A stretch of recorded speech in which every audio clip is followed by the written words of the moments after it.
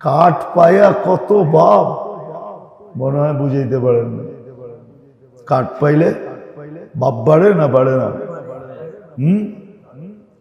আরে বাঙ্গেই কোয়া ফেলাই, পদস্থ কাঠ পাইলে বাপ বাড়ে না?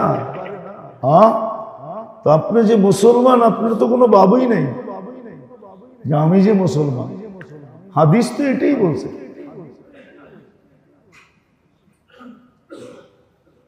হাদিস তো এটাই বলছে, ইসলামের ভাব ভঙ্গি ওর কাছ থেকে বাহির করে নিয়ে নিবে আল্লাহ। ইসলামের বাবই থাকবে না ওর কাছে।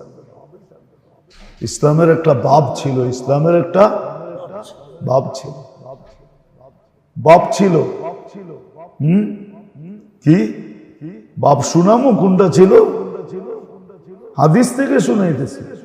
এই জন্যই সাহাবা স্লোগান দিতেন, মাইয়া রব্বি, আমার লোকের রব আছে।